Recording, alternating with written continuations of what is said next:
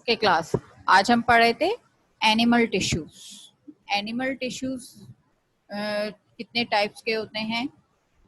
Animal tissues are of 4 types. जिस तरीके के प्लांट टिश्यूज में मुख्तलिफ सेल्स मिलकर एक ही फंक्शन परफॉर्म कर रहे थे, सेम इसी तरीके से एनिमल टिश्यूज के अंदर भी बहुत सारे सेल्स मिलकर एक ही फंक्शन परफॉर्म कर रहे होते हैं, so they are called tissues. फिर ये टिश्यूज मिलकर ऑर्गन और ऑर्गन्स मिलकर ऑर्गन सिस्टम डेवलप करते हैं।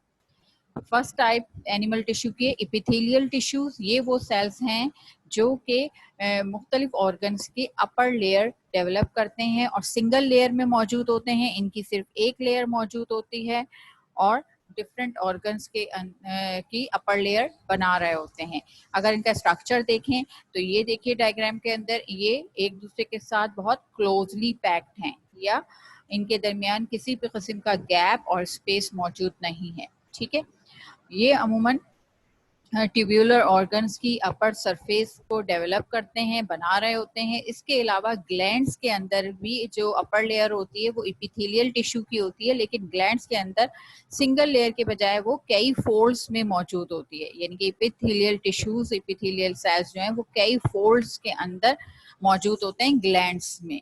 ठीक है, लेकिन जो दूसरे ऑर्गन्स हैं ग्लैंड से हटकर, वहां पर सिर्फ एक सिंगल लेयर डेवलप कर रहे होते हैं। The other one animal tissue is connective tissues. These tissues provide support to the other tissues and organ and bind them together. Connective tissue का काम क्या है कि ये दूसरे टिश्यू और ऑर्गन को सपोर्ट प्रोवाइड कर रहे होते हैं और उनको एक दूसरे के साथ बाइंड कर रहे होते हैं। ठीक है, कनेक्टिव टिश्यू के अंदर एक ही टाइप के सेल्स मौजूद नहीं होते, बल्कि डिफरेंट टाइप ऑफ सेल्स एक साथ मिलकर एक फंक्शन परफॉर्म कर रहे होते हैं, so they are called connective tissues. इनके अंदर एक ग्राउंड सब्सटेंस मौजूद होता है। Ground substance means somehow liquid type substance.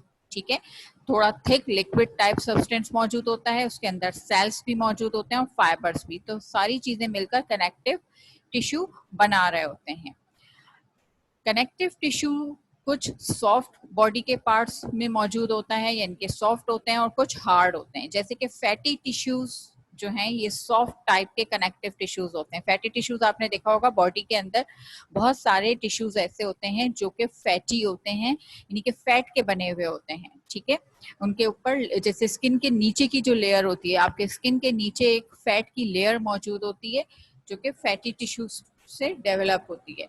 ठीक इसी तरीके से बॉडी के और बहुत सारे हिस्सों में फैट जो है वो जमा हो जाता है, तो वो टिश्यूज क्या कहलाते हैं? फैटी टिश्यूज, और वो सॉफ्ट होते हैं। ठीक है, वो कैसे होते हैं? सॉफ्ट होते हैं।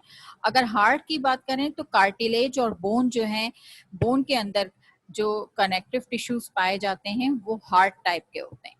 ठीक है, कार्टिलेज यानी कि जो आपकी नोज है, आपका एयर है, इस ये जो बोन्स हैं ये क्या कहलाती हैं? Cartilage bones. क्यों? क्योंकि ये इजीली बैंड हो सकती हैं। आपकी जो नोज की बोन है ये थोड़ी कैसी होती है?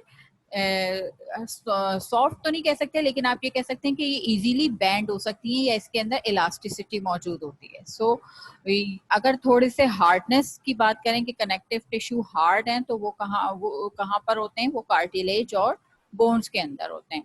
इसके अलावा ब्लड भी एक टाइप का कनेक्टिव टिश्यू है, और ब्लड आप प्रीवियस क्लासेस में भी पढ़ चुके हैं कि ब्लड के अंदर लिक्विड पार्ट भी होता है जो प्लाज्मा कहलाता है। इसके अलावा उसमें सेलुलर पार्ट होता है। सेलुलर पार्ट के अंदर आप को क्या क्या चीजें देखने में मिलती हैं? Cells, red blood cells, white blood cells and platelets वगैरह। तो सेल के अंदर क्योंकि लिक्विड भी है, सेल्स भी हैं, so they are called connective tissues. उनको हम कनेक्टिव टिश्यूज कहते हैं। ठीक है, और इसका काम क्या है कि ये मटेरियल्स को ट्रांसपोर्ट करता है। It transport different types of material in the body. Third type of animal tissue is muscular tissues. Muscular tissues का जो एक सेल होता है वो कहलाता है fibre.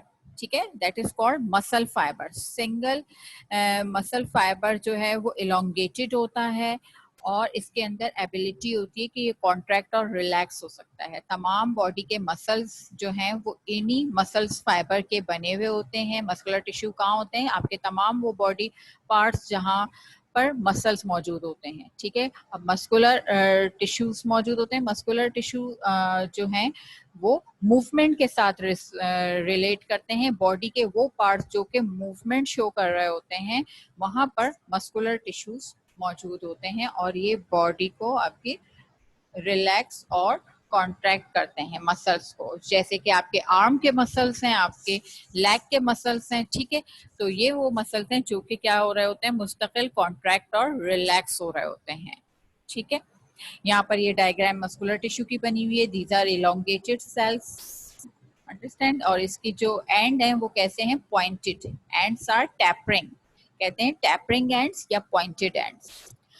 Okay, next type of tissue is called nervous tissues. nervous tissues जो हैं इनका एक सेल जो है सिंगल सेल वो न्यूरॉन या नर्व सेल कहलाता है। Single cell is called neuron और नर्व सेल। इस नर्व सेल का जो स्ट्रक्चर होता है वो कुछ डिफरेंट होता है बाकी सेल्स के स्ट्रक्चर से। ये स्पेशलाइज्ड सेल्स होते हैं जो कि मैसेज को कंडक्ट करते हैं, ठीक है, ब्रेन तक। नर्वस टिश्यूज जो हैं ये अमूमन कहाँ होते हैं, ये 3 टाइप्स के होते हैं और ये ब्रेन के अंदर भी होते हैं। इसके अलावा आपकी जो बैकबोन है, स्पाइनल कॉर्ड, वहां पर, और पूरी बॉडी के अंदर जो नर्व्स मौजूद हैं वो सब की सब इन्हीं नर्व्स फाइबर्स या न्यूरॉन से मिलकर बनी होती हैं। और नर्व्स का काम क्या होता है, मैसेज को कन्वे करना ब्रेन तक, ठीक है, ब्रेन से मैसेज लाना और ब्रेन तक मैसेज को लेके जाना, तो ये दोनों काम कर रहे होते हैं, ठीक है। तो नर्व सेल्स जो हैं इनका काम होता है मैसेजेस को कन्वे करना, और ये मैसेजेस इतनी तेज रफ्तारी से कन्वे करते हैं कि इधर आपने कोई जैसे कि आपकी आईज का काम क्या है, देखना, ठीक है। आप आईज की हेल्प, आईज आपकी विजन में हेल्प करती है, आपको देखने में मदद देती है। तो ये देखने के लिए जो इमेज आपकी आंख के ऊपर बनती है, ठीक है, इमेज तो बन रही है आपकी आंख में, लेकिन इस इमेज को आइडेंटिफाई कौन कर रहा है, ऑब्वियसली ब्रेन। तो आई से कुछ नर्व्स होती हैं जो ब्रेन तक मैसेज लेके जाती हैं उस इमेज के मुताल्लिक। फिर ब्रेन उसको आई को दोबारा से मैसेज कन्वे करता है, और फिर हमें पता चलता है कि हम जो चीज देख रहे हैं वो क्या है, कैसी है, उसका कलर क्या है। तो ये सारी चीजें जो हम आइडेंटिफाई कर रहे होते हैं आंख से देखकर, लेकिन इसको, इस मैसेज को लाना और ले जाना नर्व्स का काम है जो ब्रेन तक जाते हैं, और ब्रेन ही हमें उसको जो है उस मैसेज को पढ़कर उसके अकॉर्डिंगली हमें बताता है कि हम जो चीज देख रहे हैं वो किस तरीके की है, ठीक है। तो ये नर्वस टिश्यूज या नर्व सेल्स और न्यूरॉन्स ये बहुत स्पेशलाइज्ड टाइप के सेल्स होते हैं, और ये हमारा पूरे नर्वस सिस्टम को बना रहे होते हैं। हमारा पूरा नर्वस सिस्टम जो है वो इसी पे बेस कर रहा होता है, ठीक है। तो ये 4 टाइप के आपको एनिमल्स टिश्यूज बताए हैं। कौन कौन से हो गए, इपिथेलियल, कनेक्टिव, मस्कुलर और नर्वस टिश्यूज। अच्छा, ये जो चारों टाइप के एनिमल टिश्यू और प्लांट टिश्यू जो मैंने पढ़ाए हैं, वेरी इंपॉर्टेंट टॉपिक, दोनों बहुत इंपॉर्टेंट टॉपिक है।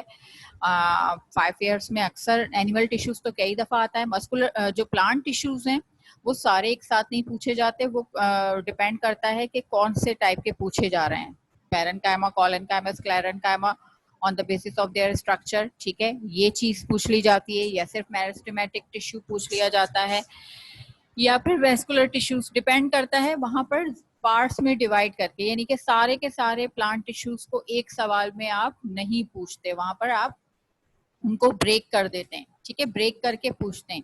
लेकिन यहाँ जो एनिमल टिश्यूज हैं ये क्योंकि इनके ज्यादा टाइप्स नहीं है, सिर्फ 4 टाइप्स हैं, ये पूरा एक ही क्वेश्चन के अंदर आता है और विद डायग्राम आता है, ठीक है। This question is with diagram, बहुत इंपॉर्टेंट क्वेश्चन है। इसके बाद जो हमारा नेक्स्ट टॉपिक है that is unicellular organisms.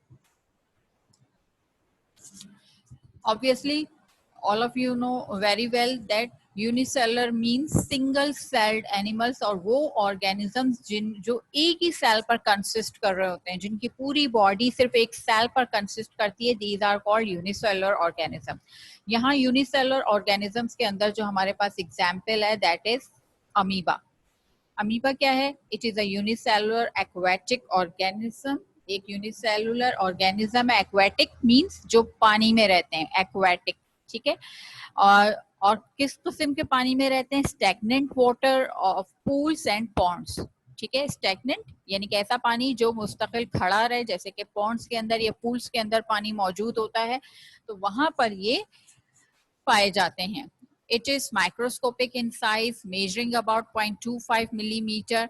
इसका साइज क्या हो सकता है? 0.25 मिलीमीटर तक। स्मॉलर इन साइज, माइक्रोस्कोपिक है, नेकेड आई से आपको विजिबल नहीं होता अनटिल और अनलेस आप इसको माइक्रोस्कोप के अंदर ऑब्जर्व ना करें, ये नहीं दिखता। ठीक है, इसकी कोई परमानेंट शेप नहीं होती। अगर स्ट्रक्चर की बात करी जाए तो इसकी कोई परमानेंट शेप नहीं होती, ये अपनी शेप चेंज करता रहता है अकॉर्डिंग टू इट्स मूवमेंट। अपने मूवमेंट के हिसाब से ये अपनी शेप चेंज करता है, जैसे जैसे ये मूव करता जाता है उसके हिसाब से इसकी शेप चेंज होती रहती है।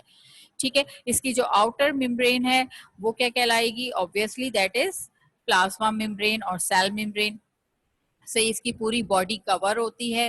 अंदर की तरफ, सेल मेम्ब्रेन के अंदर की तरफ इसमें प्रोटोप्लाज्म मौजूद होता है या साइटोप्लाज्म मौजूद होता है। सेंटर में एक न्यूक्लियस मौजूद होता है और न्यूक्लियस के अराउंड साइटोप्लाज्म मौजूद होता है। ठीक,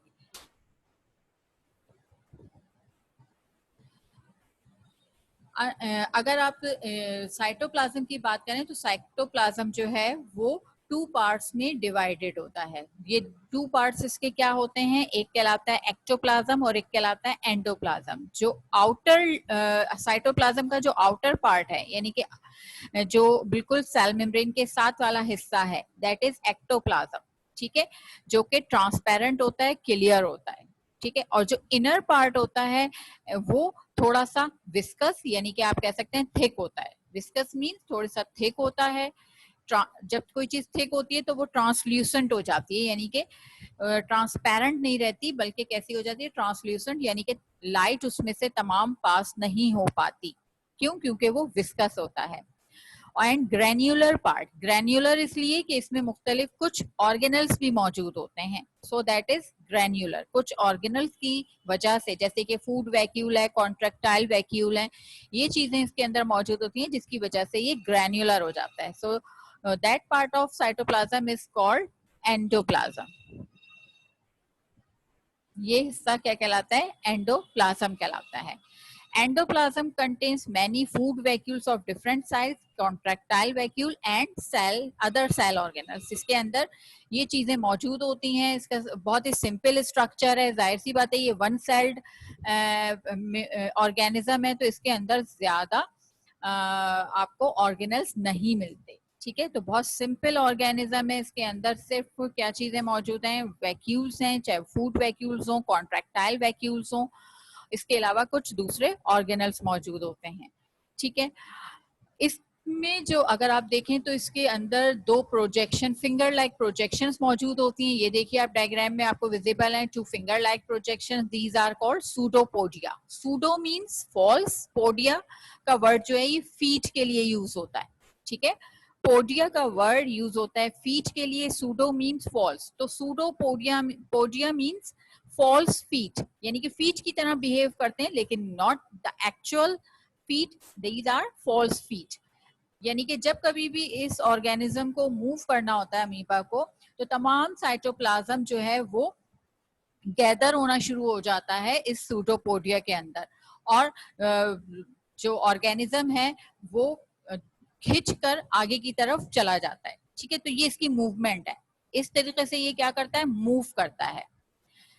और सूडोपोडिया से वो अपने फूड को भी कैप्चर करता है। दो काम करता है, एक तो मूव करता है इसकी हेल्प से, और दूसरा अपने फूड को कैप्चर करता है सूडोपोडिया की हेल्प से। जब कभी भी फूड कैप्चर करता है तो उसके अराउंड एक वॉल डेवलप हो जाती है, एक सेल मेम्ब्रेन डेवलप हो जाती है, और फिर ये फूड वैक्यूल डेवलप कर लेता है। यानी कि फूड वैक्यूल बनते और टूटते रहते हैं एज इट्स पर नीड के हिसाब से वो फूड वैक्यूल डेवलप होता है, और जब उसकी नीड खत्म हो जाती है तो वो फूड वैक्यूल खत्म हो जाता है। यानी कि फूड वैक्यूल जो है उसके अंदर फूड मौजूद होता है, जो भी छोटे मोटे फूड पार्टिकल इनकी बॉडी का हिस्सा बनते हैं वो फूड वैक्यूल में आते हैं, वहीं पर वो डाइजेस्ट होंगे। फिर उसके बाद जो है वो बॉडी से बाहर जितना मटेरियल एक्सेस वाटर वगैरह होता है वो बॉडी से बाहर कॉन्ट्रेक्टाइल वैक्यूल के थ्रू बॉडी से बाहर रिमूव कर दिया जाता है। ठीक है, तो कॉन्ट्रेक्टाइल वैक्यूल का काम क्या है? It remove excess water from the body. और फूड वैक्यूल जो है ये फूड कंटेन करते हैं और ये मूवमेंट के लिए इनके अंदर क्या मौजूद होते हैं? सूडोपोडिया। ठीक है, तो ये आपका हो गया स्ट्रक्चर ऑफ अमीबा।